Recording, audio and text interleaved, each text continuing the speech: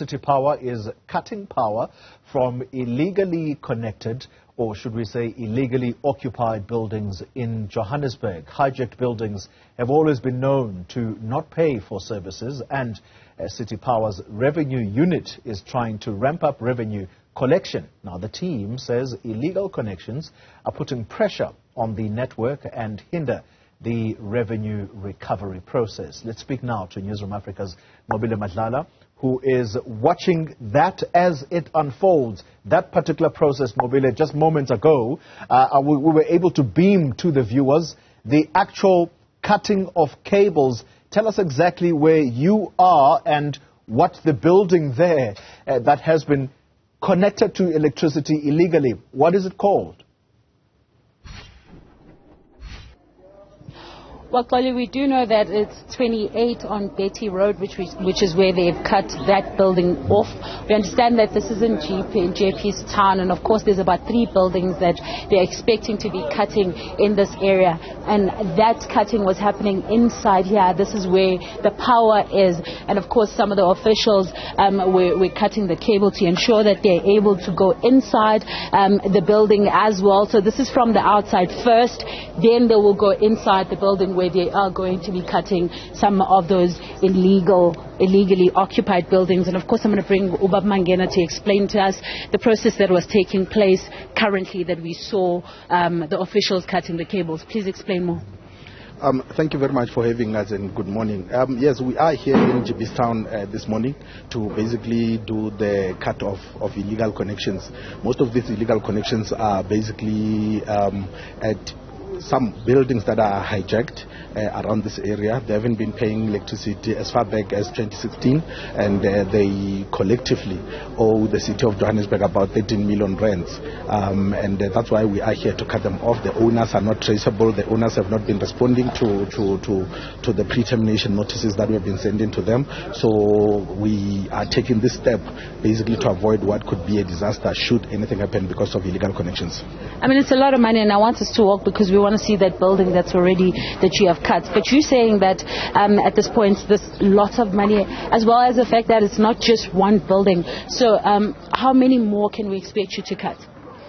So basically, according to officials, we've got about 600 buildings that are hijacked within the city of Johannesburg. This is where City Power supply area.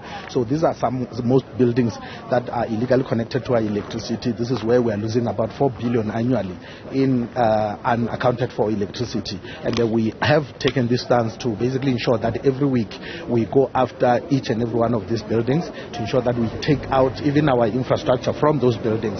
Unfortunately, with this one, it's only the illegal connections inside. We don't have a lot of infrastructure inside like transformers. So the transformer, as you saw, is basically in that chamber there, and we are basically going to cut it out and then ensure that we seal that area so that they do not connect themselves again. And I was about to ask about reconnecting themselves. Like, how easy or how hard can it be for them to reconnect? Look, I think we are working with the police, and JMPD is also here, underground police are also here. So the reconnection, we are trying to make sure that we leave some of them behind so that they can basically arrest those that are reconnecting themselves back. But the cutoff that we are doing is level 3 cutoff, which basically in essence means that we are going to make it difficult for the inhabitants, for the tenants that are staying in the building to basically reconnect themselves. But it will also help with if officials from other departments that are responsible for the hijacked buildings to also move in to ensure that at least we can collectively ensure that we clean up all these hijacked buildings of the people that are basically stealing services, because it's not only electricity here but also water and other refuse removals. And I mean, we want to show you that building, Cody. This is the building that they are cutting from, and I mean, we were just arguing earlier on that it looks like a building that's been well taken care of and one that looks very clean. If you can perhaps tell us, like, we would expect it to be maybe dilapidated, look in a certain way. Is this how it works, that a lot of buildings could look like they this clean but yet stealing these services? Look, the buildings, most of these buildings, remember, they were abandoned, but not really, but also taken care of by the people that are staying there. So this building, as you can see, it's fairly beautiful, basically, in comparison with other hijacked buildings. And that's because of, you obviously find that the owners did not leave a long time ago, but also the tenants that are here. There is somebody who's basically taking care of this building, and you find that the tenants are paying that person, even for electricity and other services. But that money does not come to the city of Johannesburg, and that's one of the problems that we're facing. And some of these buildings, remember, as the management of the city of Johannesburg has said, they belong to the city of Johannesburg. Some of them belong to the businesses that have actually packed and left, and others basically belonging to other spheres of government, national and even provincial government. But all of those, we are basically talking to them to basically ensure that they reclaim their buildings, and we make sure that we take care of them, or they, at least if they continue to be rented out, there is payment that is basically happening. And I mean, it's been very tough for you to be able to get in. I mean, we understand that in the past, some of your colleagues had come in here, but they weren't able to come in. Yes, we had situation in the past where we've had our officials being threatened as they were trying to basically ensure that they cut off illegal connections in this building. Even currently, as you can hear, you're already hearing some noises from the tenants who are basically trying to threaten our officials to not be able to do what they're supposed to do. But fortunately, we've got the police today, we've got JMPD as well, who are basically on standby to ensure that any eventuality, any person that is disturbing city power to do its work here will basically be dealt with by the law enforcement agencies. I mean, are your people safe? Are they safe when they're cutting these buildings off? No, they are not safe. Remember, we had instances where our officials were basically attacked. Last year, we had one of our officials basically spending the whole month in hospital because of after being stoned in Hillbrow when we were doing the very same operations like the one that we are doing currently. So we are not safe as we do this job, but obviously with the help of the law enforcement agencies who we have actually brought with today, we will be able to do this job. We have to do it, otherwise we may actually get to a point where we're not able to collect the money that we are owed as the city of Johannesburg. City Power currently we are sitting at 10 billion under, and this is not sustainable. Otherwise we'll basically go under if we do not collect the money that we're supposed to collect. But you're breaking in now. Why do you need to break in? Are they not opening for you?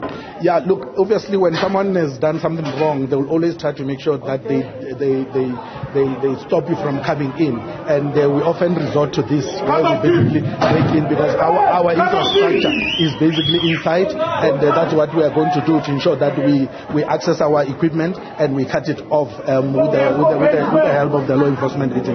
So as we go in now, what are your people looking for exactly? Where did it go?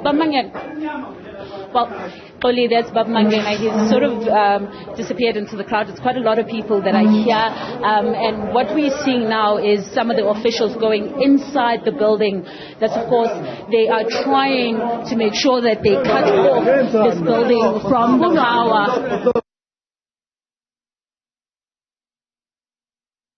That connection to Nqobile Madlala as she attempted to bring us a live feed from inside the building, one of the many hijacked buildings, or should we say ownerless buildings in downtown Johannesburg. And these have become the focus of attention since that tragic incident in downtown Johannesburg where more than 70 people lost their lives in a hijacked building, and which was gutted by fire. And so, rightly so, the focus now is on these buildings to cut off services, because once the officials descend upon them, as you see there today, this is the feed from Nqobile Madlala, who has reconnected us again. So these are live visuals you are seeing now. Once the officials see that they are indeed, or a building has connected illegally, the owners disappear into the thin air, as you heard. the owner of that building or even the hijacker, not traceable at this point, but the building is connected nonetheless to the services, and so that causes a burden in terms of revenue collection. Let's try and reconnect with Nqobile Madlala. Nqobile, if you're still able to hear us, just take us through what is being done right now. Well, so now, Oli, we are basically inside. This is, you'll remember that when we were speaking to Bob Mangena, he was explaining that there's an outer area which would be where the transformers would be in terms of where the power is coming from, and then there'd be an inner side which is where the power would be taken by the building. So where we are now is basically inside the building where they are now going to cut off the power supply that comes from the transformer that we saw outside, and of course that's taking place. The officials are at this point trying to dig to ensure that they can get to the main cable. We do understand that this is a process that's going to take a bit of time, but it's of course continuing, and they just want to make sure that they're able to cut the building completely out. You will remember that we were told that they have not paid for their services. They've been receiving them, but they have not paid. And like Bob Mangena was explaining to us, that some of these buildings are ran by owners that cannot be traced. And of course, some of the people that live in this building also just had a little altercation with some of the people that were coming in, and they're saying that they feel that they're not being treated right, and of course they're unhappy with the process that's taking place here. But that, of course, nonetheless is continuing. The idea is to cut it off. According to Bob Mangena, this building itself has basically taken a lot. It owes the city a lot of money because of these unpaid services.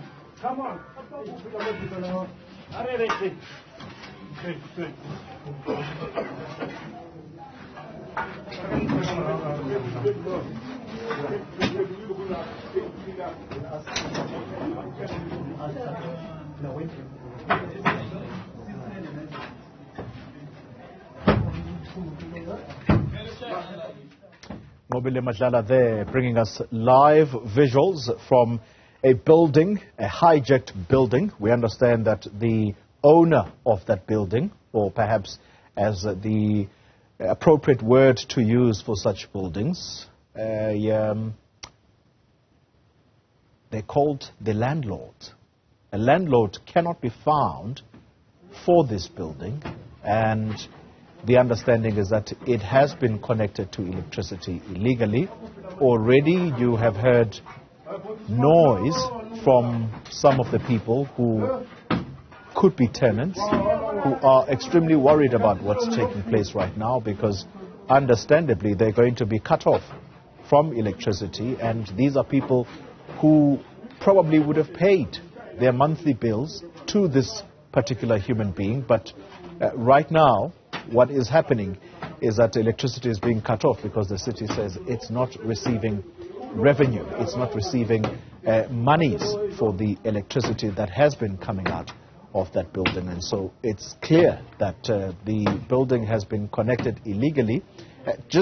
When you think about a hijacked building, and I suppose it would be easy for you to cast your mind back to the building of the tragic incident where 77 people, if my recollection of the actual death toll, 77 people lost their lives in a building in downtown Johannesburg, and that building was hijacked.